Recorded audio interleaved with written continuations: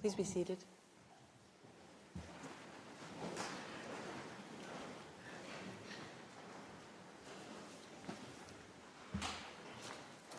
The sitting is resumed, and I now give the floor to Ms. Galit Ragwan. You have the floor.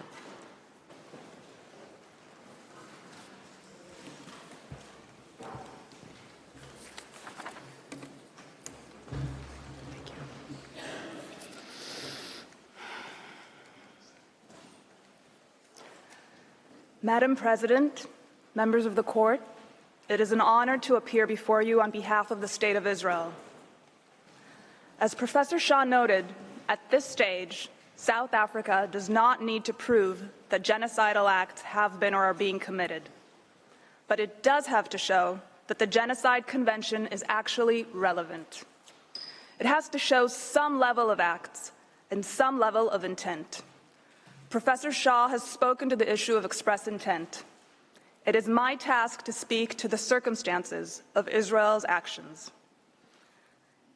Israel cannot possibly comprehensively address today all of the allegations made in South Africa's application in this regard. The applicant paints a dire picture, but it is a partial and deeply flawed picture. The application is so distorted in its descriptions that it prevents the court from properly assessing the plausibility of the rights asserted by South Africa. Plausibility cannot be determined based on the unsubstantiated allegations of one party to the proceedings alone, if Article 41 of the court statute is to have any meaning. In the time available, I will address three aspects of reality on the ground that the applicant has either ignored or misrepresented.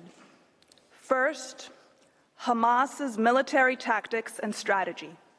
Second, Israel's efforts to mitigate civilian harm during operational activity. And third, Israel's efforts to address humanitarian hardship in Gaza, despite Hamas's attempts at obstruction. With respect to Hamas's military tactics and strategy, it is astounding that in yesterday's hearing, Hamas was mentioned only in passing and only in reference to the October 7 massacre in Israel. Listening to the presentation by the applicant, it was as if Israel is operating in Gaza against no armed adversary, but the same Hamas that carried out the October 7 attacks in Israel is the governing authority in Gaza. And the same Hamas has built a military strategy founded on embedding its assets and operatives in and amongst the civilian population. Urban warfare will always result in tragic deaths, harm, and damage. But in Gaza, these undesired outcomes are exacerbated because they are the desired outcomes of Hamas. In urban warfare, civilian casualties may be the unintended but lawful result of attacks on lawfully military objectives. International humanitarian law recognizes this reality and provides a framework for balancing military necessity with humanitarian considerations. These do not constitute genocidal acts. In the current conflict, many civilian deaths are directly caused by Hamas. Booby-trapped homes detonate and kill indiscriminately. Mines in alleyways collapse structures around them. And over 2,000 rockets, misfired by Hamas, have landed inside Gaza, causing untold levels of harm. One telling example is a blast at the Al-Hali hospital on October 17. Hamas claimed that the Israel Defense Forces, the IDF, attacked the hospital. Headlines around the world rushed to repeat this claim. The IDF later proved, and U.S. intelligence and other national security intelligence agencies independently confirmed that the blast was the result of a failed launch from within Gaza. It was not, as Hamas claimed, the fault of the IDF. Damage to civilian structures is another fact claimed by South Africa as evidence of genocide. But South Africa does not consider the sheer extent to which Hamas uses ostensibly civilian structures for military purposes. Houses, schools, mosques, UN facilities, and shelters are all abused for military purposes by Hamas, including as rocket launching sites. Hundreds of kilometers of tunnels dug by Hamas under populated areas in Gaza often cause structures above to collapse. In the slides before you, you can see a militant priming projectiles for launch on IDF forces in Gaza. You can see the holes in the residential house to hide and launch them. Here, you can see projectiles discovered underneath a bed in a child's bedroom. Here, a rocket being fired from a school. The launch site is circled in red. Here you can see firing from a UN school. You can see the letters UN on the roof, and the fire is circled in red. And here, long-range rocket launchers hidden inside a Scouts Club building. Finally, you can see part of a tunnel that runs for 4 kilometers, including nearby the Erez crossing, which is adjacent to Israel. Gaza's infrastructure has certainly been harmed during the conflict. However, South Africa would have the court believe that Israel is deliberately and unlawfully destroying homes without cause, but harm caused to lawful military objectives and harm caused as a result of Hamas's actions is not evidence of genocide. South Africa also alleges that Israel has waged an assault on Gaza's health system. What South Africa has neglected to bring before the court, however, is the overwhelming evidence of Hamas's military use of such hospitals. Hamas militants retreated to Rantisi Hospital in Gaza on October 7th with hostages from Israel, whom they then held in the basement. In the slide before you, you will see a militant going into Quds Hospital with an RPG. Hamas fired at IDF forces from near and from within the Quds Hospital. At Shifa Hospital, Gaza's largest, Hamas managed operations from a closed-off area. Here you can see an opening to the tunnel that ran for hundreds of meters directly under the hospital. Here, you can see the weapons found in different wings of the hospital. And here, CCTV footage showing armed militants bringing hostages into the hospital's lobby. More than 80 militants hiding inside another hospital, the Adwan Hospital, surrendered themselves to the IDF. And here, you can see a weapon that IDF forces discovered hidden inside incubators at the hospital. The director of the hospital has admitted that numerous members of hospital staff belong to Hamas's military wing. In the Indonesian hospital in the neighborhood of Jabalia, Hamas forces managed their operations from that hospital until the IDF reached it. IDF forces recovered the bodies of 5 murdered hostages from a tunnel dug underneath the hospital. The list goes on. In every single hospital that the IDF has searched in Gaza, it has found evidence of Hamas military use. Israel is acutely aware that because of Hamas's use of hospitals as shields for its military operations, in grave violations of international humanitarian law, patients and staff are at risk. This is why the IDF has reached out to every hospital and offered assistance in relocating patients and staff to safer areas. Hospitals have not been bombed.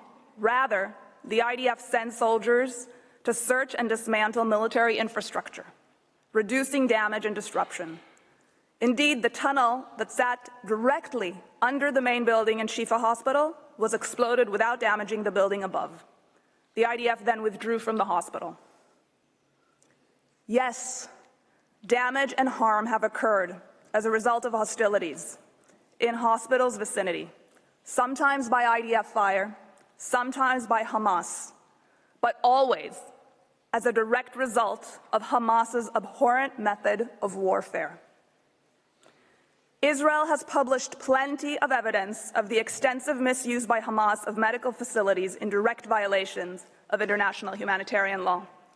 It has brought journalists to see firsthand. It has recorded calls with hospital staffs to coordinate assistance.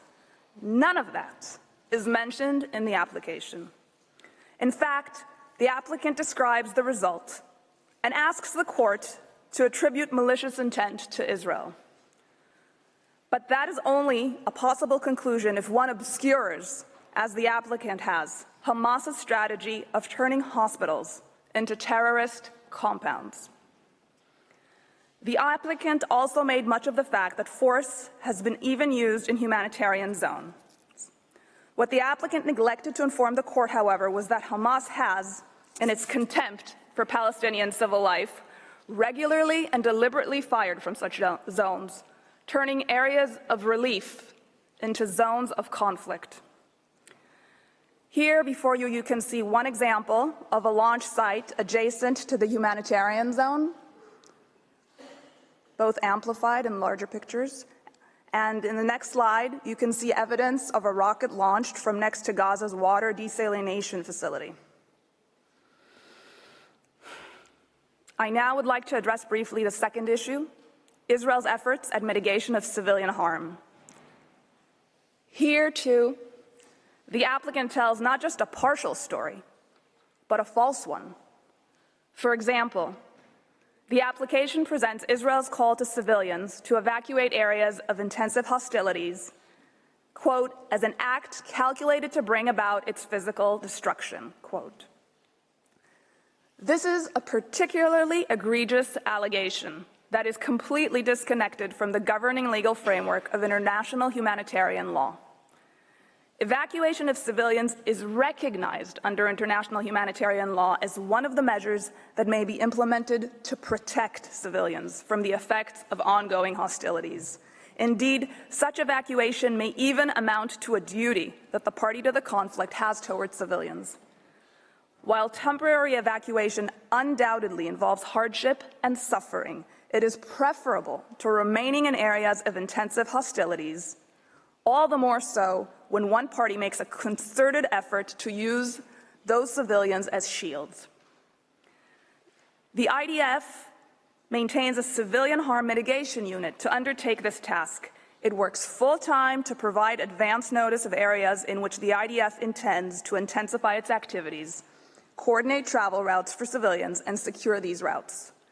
This unit has developed a detailed map so that specific areas can be temporarily evacuated instead of evacuating entire areas. On the slide before you, you can see that map divided into areas, as well as a screenshot of a video explaining the system in Arabic so civilians may understand it. The IDF also enacts localized pauses in its operations to allow civilians to move. It does this even though Hamas does not agree to do the same, and has even attacked IDF forces securing humanitarian corridors. Excuse me, I have a request from the interpreters that you slow down the pace of your speaking. Could you please do that? Thank you. Of course. Yesterday, South Africa stated that the IDF gave 24 hours notice to civilians in northern Gaza to evacuate. In fact, the IDF urged civilians to evacuate to southern Gaza for over 3 weeks before it started its ground operation. 3 weeks that provided Hamas with advance knowledge of where and when the IDF would be operating. This 3-week period for temporary evacuation is a matter of common knowledge, and the applicant's misrepresentation of this fact is at best an unfamiliarity with the events, and at worst, a desire to tailor its story to a pre-existing narrative. The IDF employs a range of additional measures in accordance with the obligation to take precautionary measures under international humanitarian law. For example, it provides effective advance warnings of attacks where circumstances permit. To date, the IDF has dropped millions of leaflets over areas of expected attacks with instructions to evacuate and how to do so, broadcast countless messages over radio and through social media, warning civilians to distance themselves from Hamas operations, and made over 70,000 individual phone calls, including to occupants of the targets, warning them of impending attacks. This requires time, it requires resources and intelligence, and the IDF invests all of these to save civilian lives. Here you can see the IDF's Arabic Twitter account providing information for civilians to evacuate specific areas, including the location of shelters nearby. Yet the applicant astonishingly claims that these efforts are in themselves genocidal. In other words, a measure intended to mitigate harm to the civilian population, sometimes exceeding the requirements of international humanitarian law, is proof, according to the applicant, of Israel's intent to commit genocide, when in fact it proves the exact opposite. My third topic, with respect to the humanitarian situation. Much attention was given by South Africa to this situation. Despite Israel's efforts to mitigate harm, there is no question that many civilians in Gaza are suffering as a result of the war that Hamas began. While Israel is seeking to minimize civilian harm, Hamas is doing everything in its power to use the civilian population and civilian infrastructure for its own protection, thwarting humanitarian efforts aimed at alleviating the distress of the civilian population. Further illustration on Hamas's tactics and Israel's efforts can be found in tabs 4 and 9 of the volume provided to the court. I now turn to describe just some of the humanitarian coordination efforts that Israel has been engaged in, and Mr. Sender will further expand on this. Israel maintains a dedicated military unit called Kogat, responsible for routine coordination with international organizations in Gaza with respect to various humanitarian aspects. It is Kogat that mans and operates the crossings between Israel and Gaza. This includes the Erez crossing, through which prior to October 7, almost 20,000 Gazans passed through into Israel daily for work. South Africa showed a map yesterday, with the Erez crossing marked closed. What it failed to note is that the crossing was attacked on October 7th by Hamas, which murdered and kidnapped Kogat staff and caused significant damage. Here you can see some of that damage. Nevertheless, Kogat works around the clock to fulfill its role. Its large professional staff run numerous initiatives, of which I will only mention a few. First, Kogat manages a mechanism by which it maintains an up-to-date picture of the needs in Gaza. It does this with the UN, other international organizations, and states, whose representatives sit in Kogat's offices.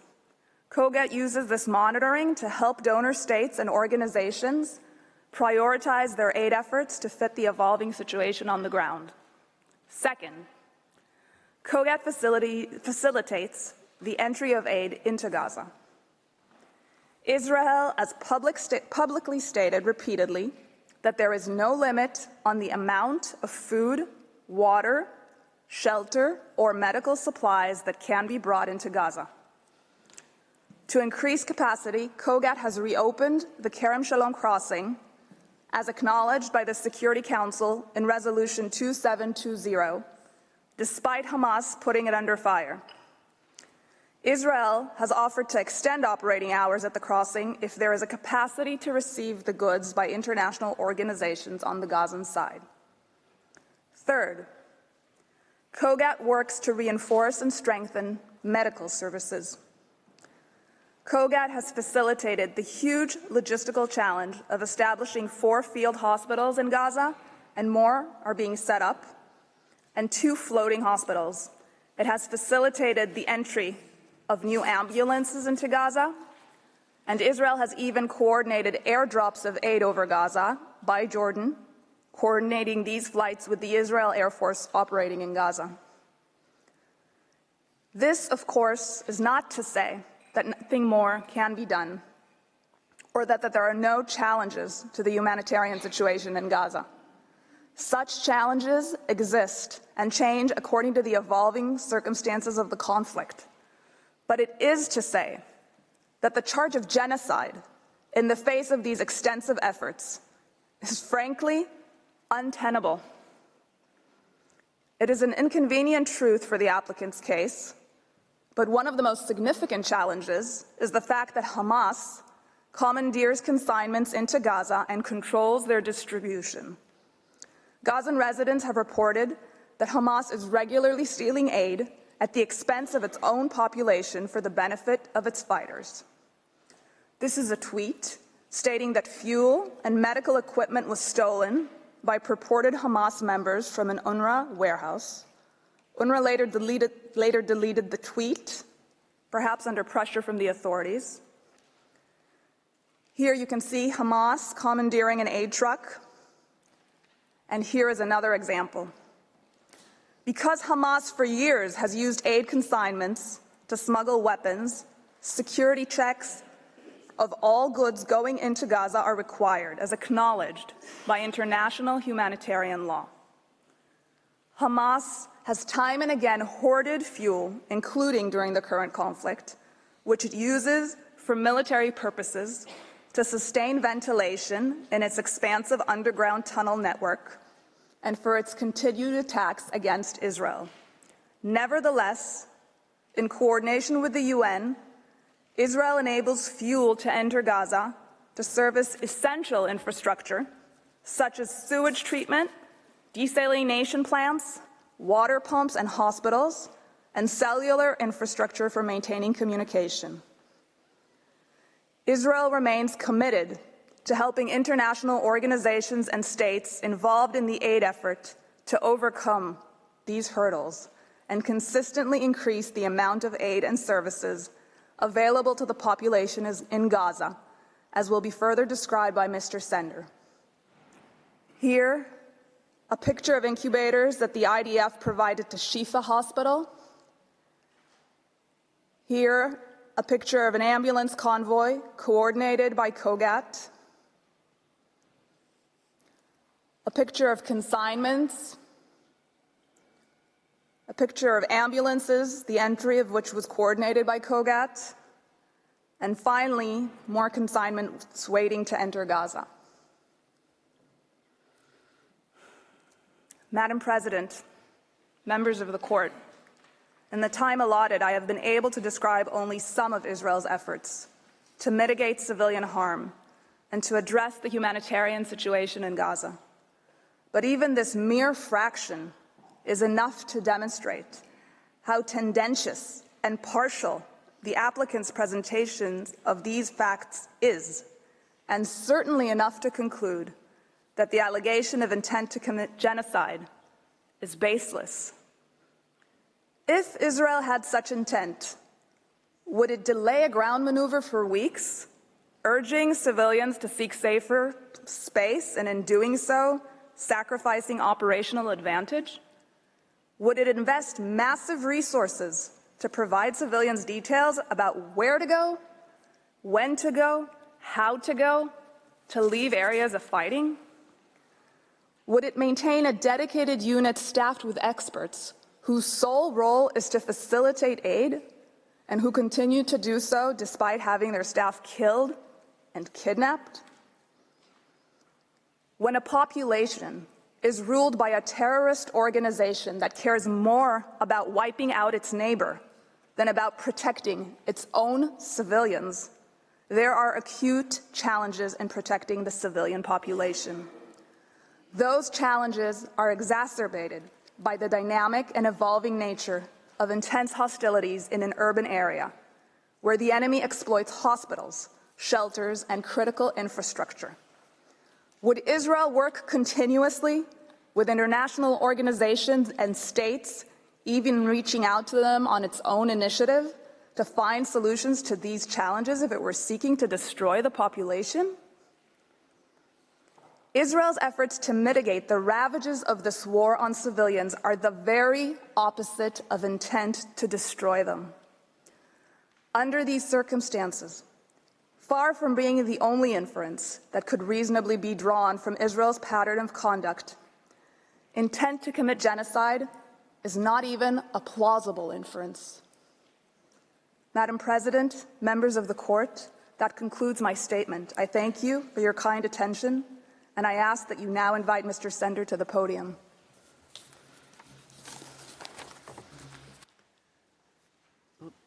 I thank Ms. Radwan, and I invite Mr. Omri Sender to address the Court. You have the floor.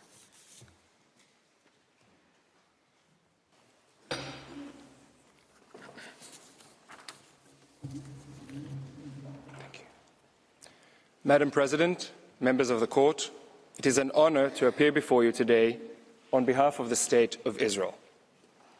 It falls to me to address the condition of risk of irreparable harm and urgency.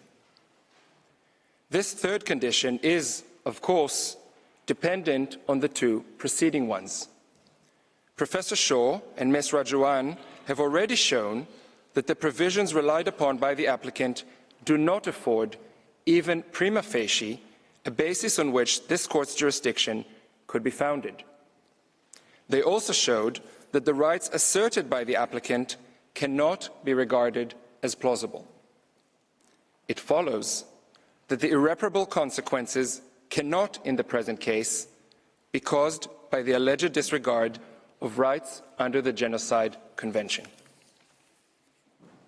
Again, this is not at all to say that the humanitarian situation arising from the present armed conflict is not grave. Civilians have been severely affected by the hostilities instigated by Hamas.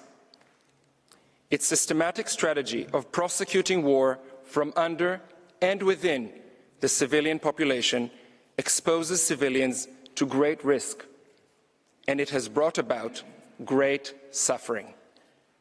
Israel has done and is doing a great deal to alleviate this suffering in very challenging circumstances.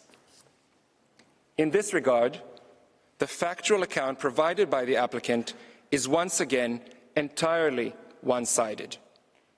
The application and request run no less than 84 pages, but they make hardly any mention of the extraordinary efforts undertaken by Israel and by a host of other states and international actors to improve the humanitarian situation.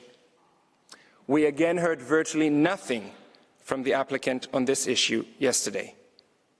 But this is a critical factor in the request before you. As Ms. Radwan has shown, it frustrates any attempt to establish the necessary special intent for genocide. It also bears upon the third condition established in your case law. Madam President, members of the Court, we know from your case law that the power of the Court to indicate provisional measures will be exercised only in exceptional circumstances. There needs to be, as you have said, a real and imminent risk that irreparable prejudice will be caused to the rights claimed before the Court gives its final decision.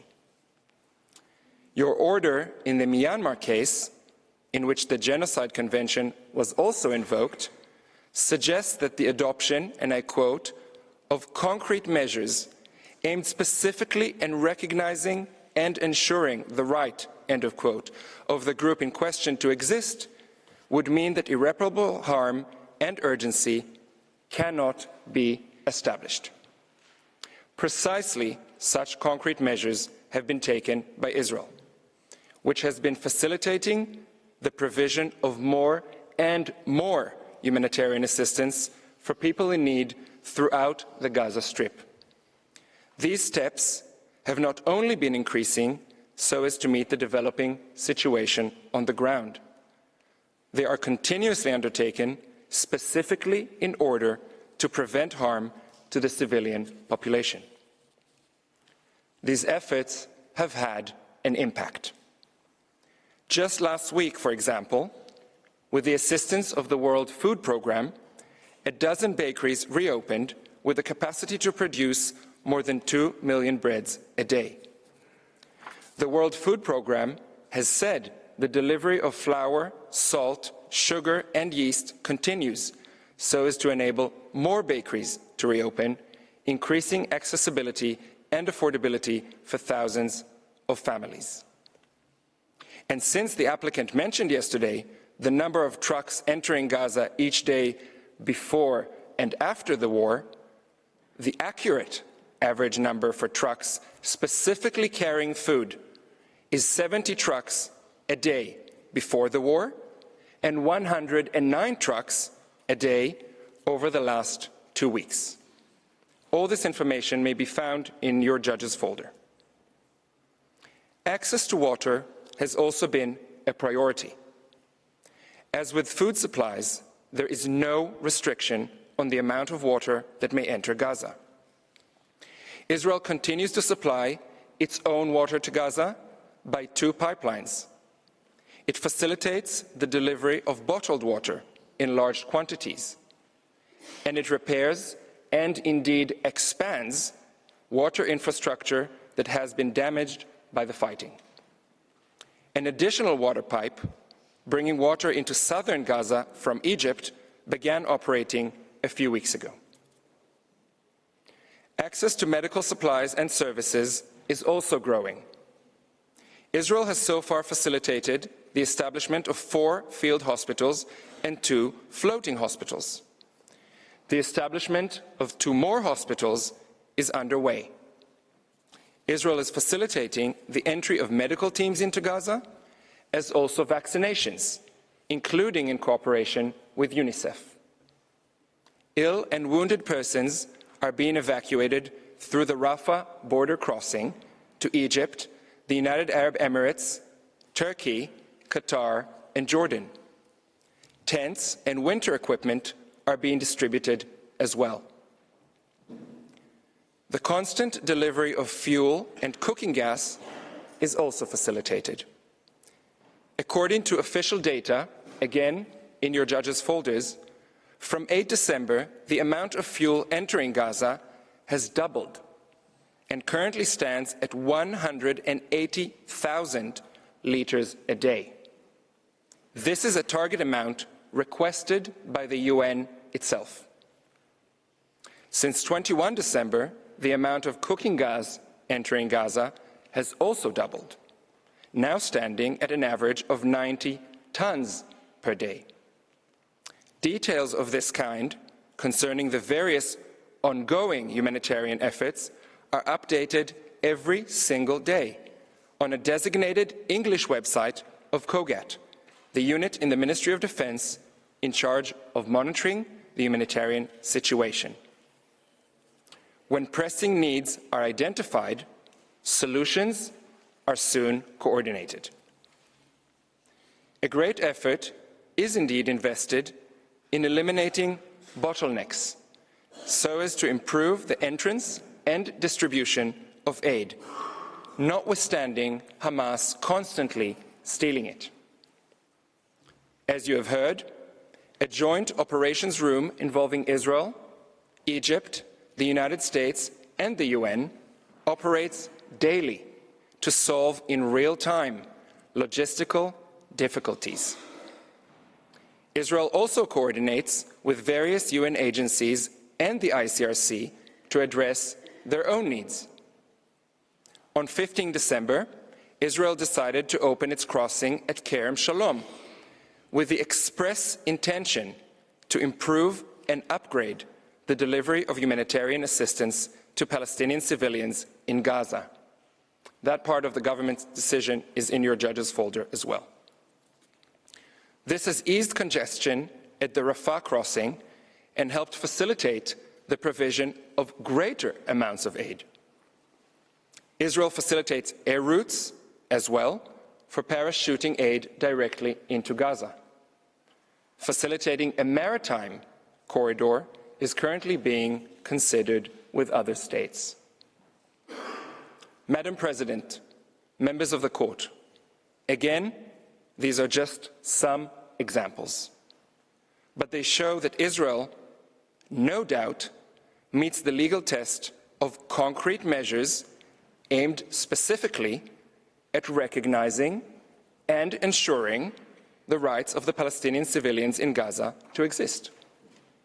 It has been the daily work of numerous Israeli officials of various agencies to ensure that these and other steps are effectively carried out at a time when they and their families are themselves under constant attack. A determination that the multilateral, large-scale humanitarian effort is lacking, or that scaling up access of humanitarian relief to Gaza would be of no avail, as the applicant would have you believe, should not be made lightly. Madam President, members of the court, two additional elements warrant your careful attention. They too suggest that the condition of urgency is not as easily met as the applicant would have you believe. First, the scope and intensity of the hostilities has been decreasing. Israel's defense minister said last week that Israeli forces would be shifting from the intense maneuvering phase of the war toward, and I quote, different types of special operations. This statement, made in an interview to international media, is found at tab 16A of the volume submitted. This week, on 8 January, the spokesperson for the Israeli military confirmed that the Israeli campaign had already started a transition to fewer ground troops and fewer airstrikes. The war shifted a stage, he said. As you will see in tab 16B of the volume, he spoke of a new and less intense phase of fighting. He specifically mentioned that Israel will continue to reduce the number of troops in Gaza. 5 brigades, consisting of thousands of soldiers, have already been withdrawn from the territory.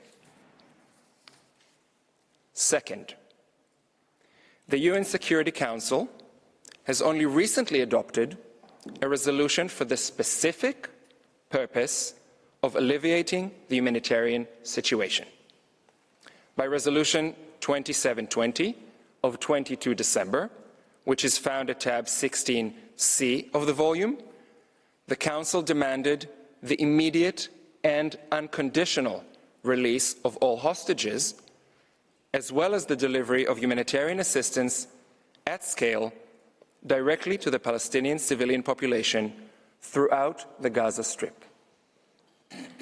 More specifically still, the Council requested the Secretary General to appoint a senior coordinator in order to establish a UN mechanism for accelerating the provision of humanitarian relief consignments to Gaza.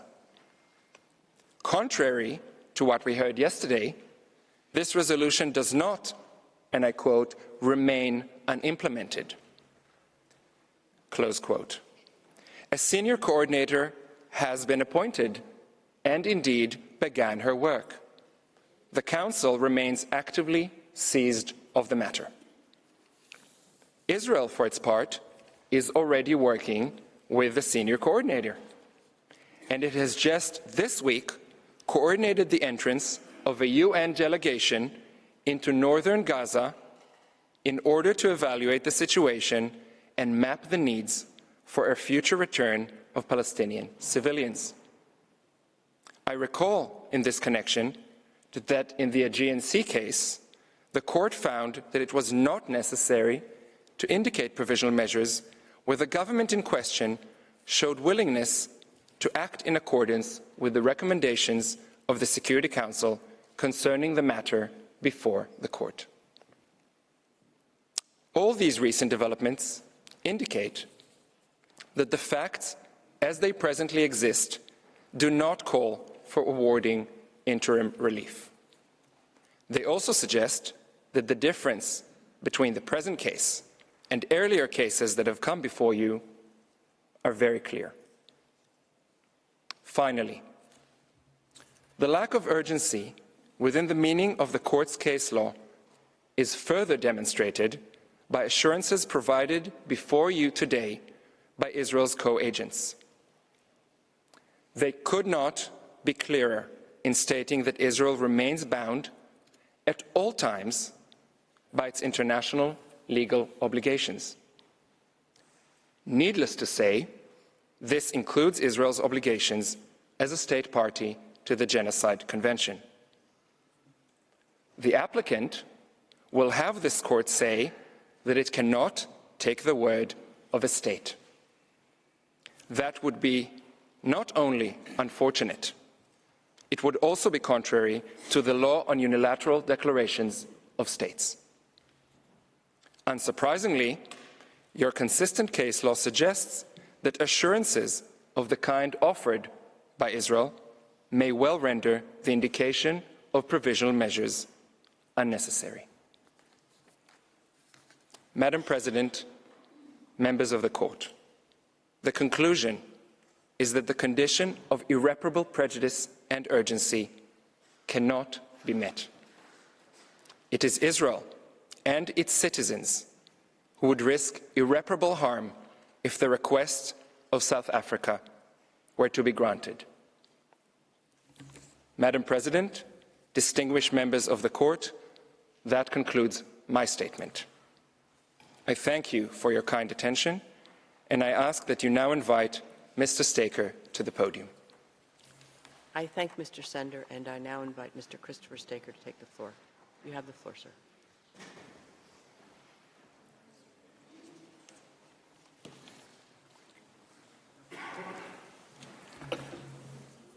Madam President, Mr. Vice President, members of the court, it's an honor to appear before you again and to represent the State of Israel. You've now been addressed on why the conditions for provisional measures are not met. That being so, there's no need to examine the 9 particular measures that South Africa requests. Nonetheless, for completeness, I will address each in turn and show that their terms are unwarranted in any event. They go beyond what is necessary to protect rights on an interim basis and therefore also have no link with the rights sought to be protected. I start with the first and second requested measures.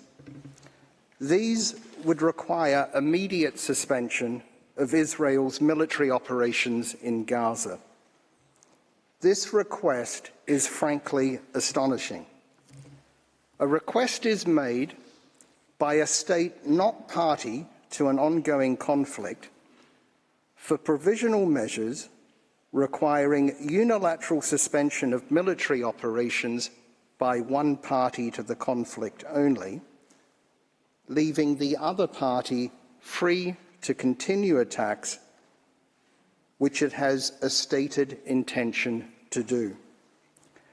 South Africa cannot argue that similar measures were granted in the Russia genocide case. That case was fundamentally different.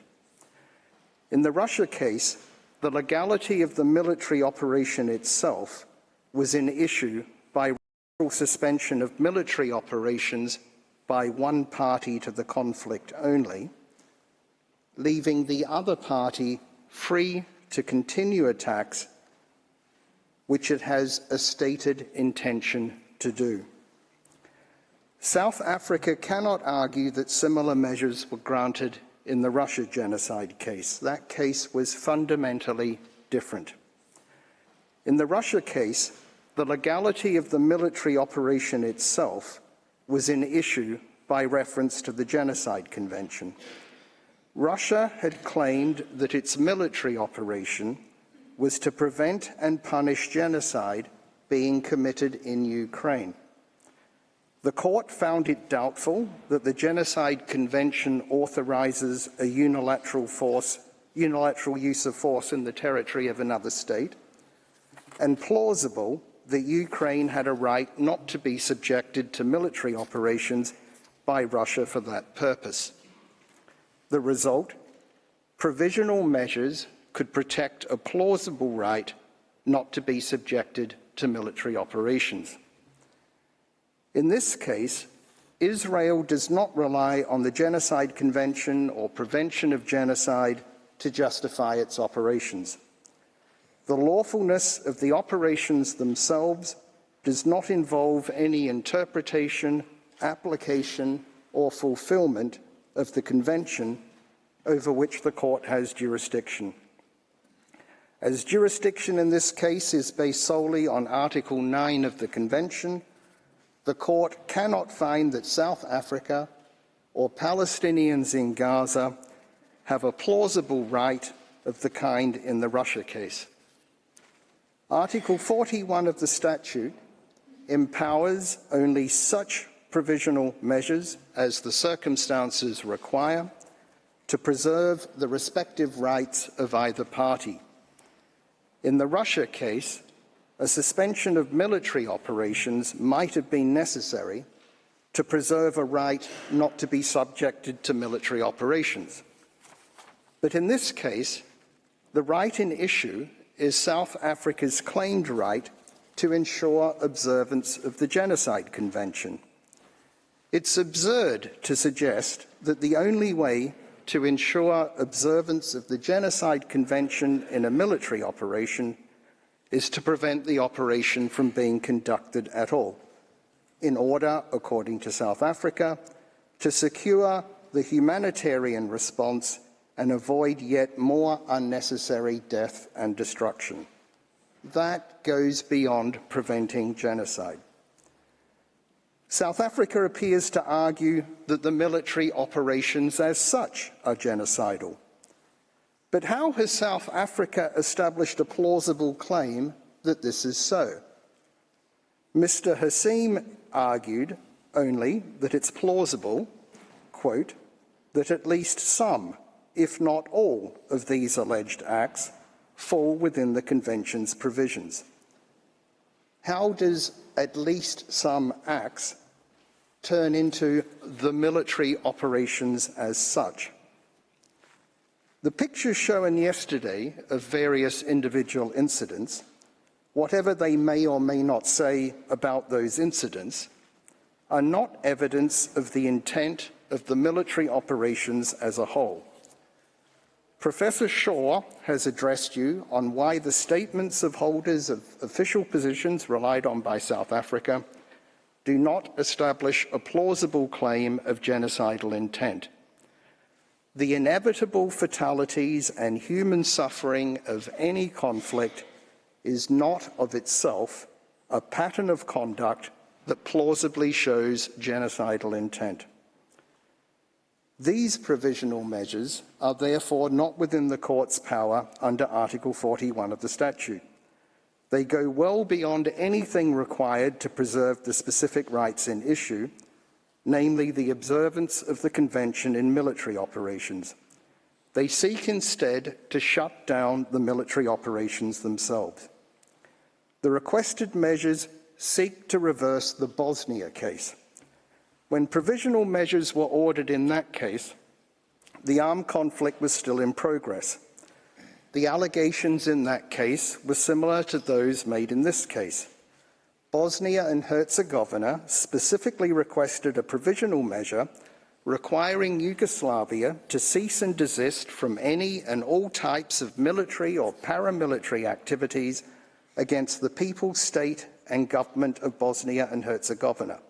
But the court did not grant it, even though, unlike in this case, an ongoing genocide was said to be in progress on the territory of the very state seeking provisional measures, and both parties to the conflict were parties to the case. the court said expressly that it refused because such a measure would be for the protection of a right that could not form the basis of a judgment in exercise of jurisdiction under the Genocide Convention. There is no reason to depart from that case law. In any event, provisional measures cannot be indicated if, as in this case, they would cause irreparable prejudice to the respondent or are out of proportion with the protection that they're intended to give to the applicant. The fact is that provisional measures impose burdens on the party to which they are addressed in order to protect potentially non-existent rights of another party. It would be contrary to the sovereign equality of states for such burdens to be imposed without regard to their effects on the state to which they are addressed. As Judge Abraham said in the Pulp Mills case, in a request for provisional measures, the court is faced with conflicting rights claimed by the respective parties and cannot avoid weighing those rights against each other. In the Financing of Terrorism Convention case, Judge Tomka said that the court, when considering requests for provisional measures, is expected to weigh and balance the respective rights of the parties. He went on to note, citing specific examples, that this requirement has been observed in the court's practice. The court has made clear in other provisional measures orders that it must preserve the respective rights of both parties. Its established jurisprudence is that Article 41 of the statute, quote, has as its object the preservation of the respective rights claimed by the parties, unquote. That is to say, both parties. The respective rights to be preserved are thus not only the plausible but yet to be determined rights claimed by the applicant, but also the plausible and yet to be determined rights of the respondent to engage in conduct that provisional measures would restrain. Other international dispute settlement fora also balance the interests of both parties when ordering provisional measures. Already a century ago, a mixed arbitral tribunal recognized a principle that the possible injury to the addressee of provisional measures must not be out of proportion with the advantage which the claimant hopes to derive from them. The Institute of International Law has now recognized a general principle of law that international and national courts and tribunals may grant interim relief and, as a requirement for such measures, that the risk of injury to the applicant must outweigh the risk of injury to the respondent. This principle is also recognized by other international dispute settlement mechanisms. Other principles applied when indicating provisional measures are that none of the parties can be put at a disadvantage, that measures should not go beyond what is necessary to achieve their end, that the measures must not cause irreparable prejudice to the rights of the respondent, and that any impression of bias must be avoided. These principles are all aspects of the most basic and elementary duty of the court to ensure equality between the parties. Article 41 of the statute states that provisional measures are to preserve the respective rights of either party. It does not refer solely to the rights of the applicant for provisional measures. Not to apply such principles would be absurd. Suppose that the Genocide Convention and the court had already been in existence during the Second World War, and that the Allied powers were all parties to the convention without reservation, while the Axis powers were not. Suppose that a neutral state had brought proceedings against the Allied powers, alleging breaches of the Genocide Convention and their conduct of hostilities, and requesting provisional measures requiring the Allies to cease hostilities immediately, invoking pictures of civilian fatalities and suffering in the war as a plausible claim. Such provisional measures would have required the Allies to surrender to the Axis powers, even though the case against them might later have been held to be wholly unfounded, without any consideration by the court of whether genocide was being committed by the Axis powers. Provisional measures must have their limits. Could a provisional measure require a state to change its government or to vote in a particular way in the General Assembly? The answer must be no. Can provisional measures require a state to refrain from exercising a plausible right to defend itself? The answer must be the same. In this case, the balancing of interests must take into account the following. First, Hamas is considered to be a terrorist organization by Israel and other states. Second, it's undisputed that on 7 October, Hamas committed on Israeli territory a large-scale terrorist attack. This is continuing. Third, Israel's right to conduct the military operations in exercise of its right to defend itself has been recognized internationally. Fourth, Israel is committed to complying with international humanitarian law. And fifth, Israel is taking steps to alleviate the humanitarian situation. The co-agents and other counsel have and will address you on this. Sixth, this is not a case where provisional measures could require both parties to a conflict to exercise mutual restraint. They would not be binding on Hamas. Seventh, Hamas has made clear its intention to carry out continuing attacks against Israel and its citizens. Eighth, provisional measures would deprive Israel of the ability to contend with this security threat against it. More rockets could be fired into its territory, more of its citizens could be taken hostage, raped and tortured, and further atrocities could be conducted from across the Gazan border, but provisional measures would prevent Israel from doing anything. Ninth, provisional measures would end attempts to rescue those already taken hostage. 10th, suspension of military operations would give Hamas space to preserve and build its capabilities, enabling it to pose an even greater threat and to use remaining hostages as bargaining chips. If granted, the result would be this: an organization recognized internationally as terrorist has committed a terrorist atrocity in the territory of a state, and a third state now seeks an order from this court that would prevent the attacked state from responding, but which would impose no obligation on those responsible for the attack. The requested measures would not put an end to the conflict, but only to military operations by one party to the conflict. These measures would assist the other party and encourage the commission of further terrorist attacks. In this respect also, the Russia case is fundamentally distinguishable from this case. Provisional measures should be a temporary shield to preserve claimed but as yet unproven rights pending a decision on the merits. Instead, they're being used here as a sword to give an advantage to one party in a conflict over another. The irreparable prejudice to Israel is obvious, so is the lack of proportionality. Madam President, members of the court, Israel's position is that there is no conceivable basis on which the first two provisional measures could be ordered. I turn then to the third requested measure. This would require Israel to take all reasonable measures to prevent genocide. This is analogous to the first provisional measure in both the Bosnia case and the Myanmar case. There are two further objections to this measure. First, its wording is not confined to the current military operations in Gaza. It's expressed to apply in relation to the Palestinian people generally. This opens the possibility to later claims that actions by Israel having nothing to do with Gaza are in breach of this provisional measure.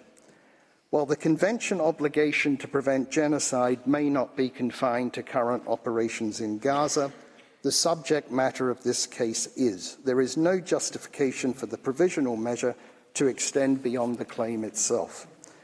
This particular objection applies also to the fourth and seventh requested measure. A second objection is that this third provisional measure would impose the same obligation on South Africa as well. No reason is given for this. The other requested provisional measures do not apply to South Africa. Why this one? Is South Africa saying it may fail to comply with its obligation to prevent genocide if not compelled to do so by a provisional measure? Unlikely. Rather, through this provisional measure, South Africa appears to seek a special mandate from the court to act internationally in relation to Palestinian issues on the basis that it seeks to prevent genocide. Indeed, if South Africa's right to bring these proceedings was disputed, South Africa might argue that this provisional measure gives it the right. However, provisional measures cannot confer special mandates on states, and no justification for doing so is established in any event. The third provisional measure should therefore not be granted. I move on to the fourth requested measure. This would require Israel to desist from committing acts within the scope of Article 2 of the Convention. There are fundamental objections to this measure. First, it has no counterpart in the provisional measures ordered in the Bosnia and Myanmar cases. What's the need for this special novel measure? No explanation is given. Second, it uses the word desist, which implies that violations of the Convention by Israel are occurring. It seeks an implied ruling on the merits. In the Bosnia case, you declined to grant a provisional measure requested by Bosnia and Herzegovina that Yugoslavia must cease and desist from all acts of genocide. You should also refuse this request. It's one thing to call on a state to comply with its obligations under the Convention. It's quite another to imply that a state has failed to do so. While provisional measures are without prejudice to the merits, such an implied finding will tarnish the reputation of the respondent state, which is not only unprincipled, but also unnecessary within the meaning of Article 41 of the statute to protect claimed rights on an interim basis. Third, this measure refers to acts within the scope of Article 2 of the Convention. Now, although an act is not within the scope of Article 2 unless it's committed with genocidal intent, the proposed wording leaves scope for South Africa subsequently to argue that the words mean only the acts themselves, whether committed with genocidal intent or not. On that interpretation, the effect would be to shut down Israel's military operation. Every killing or wounding of an opposing combatant by Israeli forces, every collateral civilian casualty, no matter how lawful under international humanitarian law, would be a breach of this provisional measure. Even security checks by Israeli forces of humanitarian aid entering Gaza, in accordance with international humanitarian law as recognized by Security Council Resolution 2720, might be argued to be a breach. The request for this measure should be rejected for the same reasons as the first and second measures. I next address the fifth requested measure. This specifies types of acts to be regarded as deliberately inflicting conditions of life calculated to bring about physical destruction for purposes of the fourth provisional measure. This measure is also objectionable. First, it's not a freestanding measure, but an elaboration of paragraph C of the fourth measure. If the fourth measure is not granted, then the fifth measure falls away. Secondly, no analogous provision is found in the provisional measures order in the Bosnia and Myanmar cases, and no special need for such a new measure is established. Third, it again uses the word desist. Fourth, it seeks further impermissible implied rulings on the merits. For instance, it refers to so-called expulsion and forced displacement of Palestinians from their homes. This is an apparent reference to Israel's practice of issuing calls for civilians to temporarily evacuate areas of intense hostilities, which is in fact a measure to mitigate harm to civilians. This measure thus seeks the court's ruling that evacuation calls amount to expulsion and forced displacement of Palestinians from their homes. Does South Africa suggest that Israel should cease giving warnings to civilians before military operations?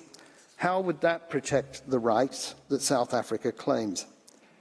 Similarly, paragraph C of this measure seeks the court's ruling that damage to buildings in military operations, presumably even when lawful under international humanitarian law, amount to the destruction of Palestinian life in Gaza. Overall, paragraphs A to C of this measure, read together with paragraph C of the third measure seek the court's ruling on the merits that evacuation calls, the current humanitarian situation and damage to buildings all amount to deliberately inflicting on the group conditions of life within the meaning of Article 2C of the Convention. The reality is that the conflict and the humanitarian situation cannot be resolved overnight. This provisional measure seems designed to ensure that Israel will be in breach of it as soon as it is made. Its sole purpose seems to be to prejudice the merits, not to preserve rights on an interim basis. It should also not be granted. The sixth requested measure incorporates two separate measures. The first of these would require Israel to ensure that its military and organisations and persons subject to its control do not commit acts falling within Articles 2 or 3 of the Convention. It's analogous to the second provisional measure in the Bosnia and Myanmar cases, respectively. But an objection to this is the reference to any irregular armed units or individuals that may be directed, supported, or otherwise influenced by Israel. This wording has simply been copied from the second provisional measure in the Bosnia and Myanmar cases. However, in those cases, the applications instituting proceedings expressly allege the existence of irregular armed units. The reference is inappropriate in this case. There's no suggestion of forces other than the Israel Defense Forces on whose commitment to international humanitarian law you have and will be addressed on today. The second part of the sixth provisional measure contains an obligation to punish genocide. No such provision was included in the Bosnia or Myanmar provisional measures order. Punishment of genocide is not something that needs to be done urgently in order to protect claim rights on a provisional basis. This measure should also not be granted. The seventh provisional measure also comprises two separate measures. The first would require Israel to take measures to prevent destruction of evidence. The court has indicated such a measure on two recent occasions, but declined to do so on two other recent occasions, despite a specific request by the applicant. In the cases where it was granted, the application for provisional measures specifically alleged that evidence was being destroyed or concealed. In this case, South Africa makes just a bare assertion that there are serious concerns about the destruction of evidence and its effect on future investigation into crimes, and a hampering of scrutiny of Israel's actions. South Africa appears to suggest that the effects of the military operations themselves amount to destruction of evidence, making this yet a further provisional measure, effectively seeking a suspension of military operations. The granting of this measure would imply that there is some reason to suspect concealment of evidence when in fact none has been identified. This again would be an unprincipled and unnecessary tarnishing of reputation. The second part of this measure would require Israel not to impede access to Gaza by fact-finding missions, international mandates and other bodies. However, it is noted first that access to Gaza from Egypt is under the control of Egypt. Secondly, Israel has no obligation under international law to allow access from its territory into Gaza. Thirdly, a provisional measure to this effect was requested by the applicant in the Myanmar case, and it was not granted by the court. The need for this measure has not been established. The eighth requested measure would require Israel to submit regular reports to the court on measures taken to give effect to the provisional measures. Provisions for such reports were made in two recent provisional measures orders, but on four other occasions it was refused despite being specifically requested by the applicant. This shows that such measures are not routinely granted. They've been granted occasionally when specific action has been indicated. In Armenia versus Azerbaijan, the court said that a report was necessary in view of the specific provisional measures it's decided to indicate and in light of the undertakings made by the agent of Azerbaijan. South Africa does not justify the inclusion of such a measure. There is no shortage of publicly available Israeli material and reports about the present situation in Gaza. Finally, the ninth requested measure is a non-aggravation measure. On two recent occasions, such a measure was specifically requested by the applicant but not granted by the court. Again, such a measure is not the norm, and again, South Africa does not justify its necessity. Provisional measures for non-aggravation have been indicated in cases where both parties have been directly involved as actors in the facts of the case, and the provisional measures have always applied equally to both parties. Thus, in Myanmar, the court declined to grant such a measure. An obligation of non-aggravation cannot fairly be imposed on only one party to a case or only one party to a conflict. If the proposed measure was granted, South Africa would remain free to aggravate its claim dispute with Israel, and Hamas would not be impeded from escalating the conflict with Israel. The only purpose of this provisional measure appears to be to prevent Israel from responding to any such escalations. Again, there's no justification for this measure.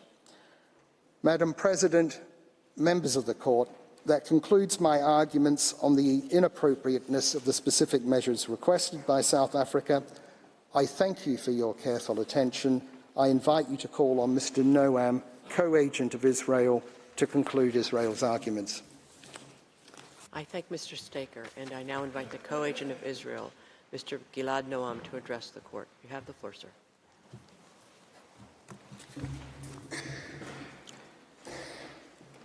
Madam President, members of the Court, Council have shown that the applicant has failed to make the case for the indication of provisional measures. More specifically, 1. The Court lacks prima facie jurisdiction, as the applicant has not shown any dispute between itself and the respondent at the time the application was submitted. Indeed, it tried to mislead the Court into believing that one had existed. 2. The applicant has failed to meet the condition of plausible rights to be protected in the present circumstances. 3. The simple reality is that the events which are the subject of these proceedings are occurring in the framework of a war instigated by Hamas, governed by the legal framework of international humanitarian law. They do not fall within the remit of the Genocide Convention. 4. The standard of irreparable harm and urgency is not met either. Israel is constantly taking concrete steps, together with others, to address the humanitarian situation in Gaza. 5. Finally, we have shown that each of the provisional measures sought are unwarranted and prejudicial. All this requires that we give attention to two fundamental matters arising from these proceedings. The first is that the applicant seeks to portray an image of Israel as a lawless state that regards itself as beyond and above the law. The applicant paints an image of Israel as a state in which the entire public service, military, and society have in concert discarded Israel's long-standing commitment to law and morality and become singularly consumed with destroying an entire population. That is patently false. I can attest to that firsthand as the Deputy Attorney General for International Law. In this position, I regularly advise the government on issues of international law, including humanitarian law. This has not changed since October 7th. The conflict with Hamas poses serious operational and legal challenges. In conducting close-quarter urban combat while mitigating harm to the surroundings, in seeking to put a stop to Hamas military use of hospitals while minimizing disruption of medical services, in helping civilians leave areas of the most intense fighting while Hamas forces them to stay in the line of fire, in facilitating the provision of aid when that aid is constantly stolen by Hamas to sustain its military efforts, in balancing humanitarian considerations with the need to act forcefully against an adversary that still fires rockets deep into our country and holds our citizens hostage. As the authority responsible for international law advice to Israel's government and cabinet, I can attest that in contending with these challenges, Israel remains committed to international law. When the cannons roar in Gaza, the law is not silent. This has been the case since Israel's establishment in 1948, the same year the Genocide Convention was adopted. Israel's commitment to the rule of law has remained steadfast throughout our history, despite the complex challenges we face as a nation.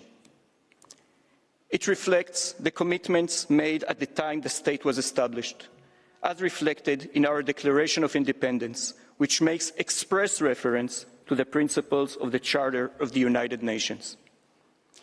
In 1948, too, Israel was at war, forced upon it. Yet, despite being engaged in a war for its survival, the young state gave great importance to immediately establishing an effective, independent, and impartial legal system. Indeed, one of the first steps the newly formed IDF took in the midst of a war was to establish a military justice system. This system has evolved into an integral part of the institutional structure of the IDF. Thus, the IDF Military Advocate General holds the highest rank in the IDF, save the Chief of Staff, and is institutionally independent from the military chain of command. Her staff, including international law experts, are interwoven into all aspects of the military's activities. They provide legal training and education. They are involved in the drafting and preparation of military plans and doctrines. And they provide ongoing legal advice on a range of issues, including targeting, weaponry, and obligations towards the enemy's civilian population. This remains the case in the current conflict. The civilian legal system, including my department in the Ministry of Justice, serves as an avenue of review for the military legal system. The Attorney General stands at the head of the civilian legal system. In this position, she too enjoys full institutional independence. At all times, the doors to Israel's courts, including Israel's Supreme Court, remain open. This court is widely acknowledged for its willingness to consider issues pertaining to the conduct of hostilities, including ongoing hostilities. Indeed, during the current conflict, the court has already considered petitions on different aspects of the war. Israel's legal system also ensures accountability. The IDF has a robust law enforcement system. It also maintains an independent mechanism for examining and investigating alleged violations of international humanitarian law. This mechanism is subject to review and oversight by the civilian justice system, including the Supreme Court. This system has been structurally strengthened over the past decade, including by consultations with like-minded states and international experts. Assessing incidents in large-scale hostilities outside of a state's territory requires expertise. Our system is provided with substantial resources and authority to fulfill its mission. The military mechanism is already reviewing incidents relating to the current conflict. The rule of law remains a foundational pillar of the State of Israel. The applicant defames not only Israel's leadership, but also Israeli society. Misrepresenting a selective assortment of statements to suggest genocidal intentions and the abdication of core moral values. Israel's counsel, Professor Shaw, addressed this claim. The shock, anxiety, and deep pain that have affected Israeli society since October 7th naturally lead to harsh statements regarding the enemy that is committed to, indeed driven by, destruction of Jews and Israelis. But our legal system knows how to draw a line between statements that may be troubling and even obscene, but fall within the right of freedom of speech in a democratic society, and those statements which go beyond that right. As the Attorney General reaffirmed publicly recently, any statement calling for intentional harm to civilians contradicts the policy of the State of Israel and may amount to a criminal offense, including the offense of incitement. Several such cases are currently being examined by Israeli law enforcement authorities. You will find this statement in tab 16D in the volume. Madam President, members of the court, a second general matter we alluded to is the broader implications of this application for Israel and the wider international community. As we have shown, this case concerns a large-scale armed conflict with tragic consequences for civilians on both sides. Yes, there is a heart-wrenching armed conflict, but the attempt to classify it as genocide and trigger provisional measures is not just unfounded in law. It has far-reaching and negative implications that extend well beyond the case before you. Ultimately, entertaining the applicant's request will not strengthen the commitment to prevent and punish genocide, but weaken it. It will turn an instrument adopted by the international community to prevent horrors of the kind that shocked the conscience of humanity during the Holocaust into a weapon in the hands of terrorist groups who have no regard for humanity or for the law. If every resort to force in self-defense against an enemy hiding behind civilians can be portrayed as genocide and trigger provisional measures, an inevitable tension will be created between the Genocide Convention and states defending themselves against the ever-increasing capacities of terrorist organizations. Doing so would also signal to terrorist organizations that they can commit war crimes and crimes against humanity and then exploit this court to obtain protection. For us, provisional measures would lead to a perverse situation. It would effectively allow Hamas to continue attacking the citizens of Israel, to hold 136 hostages in unbearable conditions, to keep tens of thousands of displaced Israelis from returning to their homes, and essentially to promote its plan to massacre as many Israelis and Jews as it can. Madam President, members of the court, in living memory of the atrocities that gave birth to the term genocide, in the aftermath of which the State of Israel was founded, we are witness to a concerted and cynical effort to pervert the meaning of the term genocide itself. The Genocide Convention is too important a foundation in humanity's aspiration to defeat barbarism and evil to be belittled in this way. And the faith that has been placed in international law and its institutions is too cherished an asset to be squandered. We appeal to this court not to be taken down that dangerous road.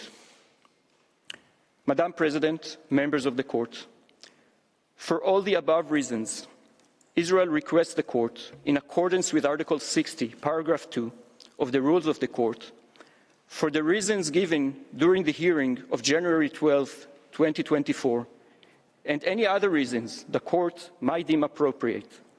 1, to reject the request for the indication of provisional measures submitted by the applicant. 2, to remove the case from its list. Madam President and members of the court, that concludes Israel's observations. Thank you for your kind attention. I thank the co-agent of Israel, whose statement brings to an end the single round of oral argument of Israel, as well as the present series of sitting. In accordance with the usual practice, I shall request the agents of both parties to remain at the court's disposal to provide any additional information the court may require. The court will render its order on the request for the indication of provisional measures submitted by South Africa as soon as possible. The agents of the parties will be advised in due course as to the date on which the court will deliver the order in public sitting. Since the court has no other business before it today, the sitting is declared closed.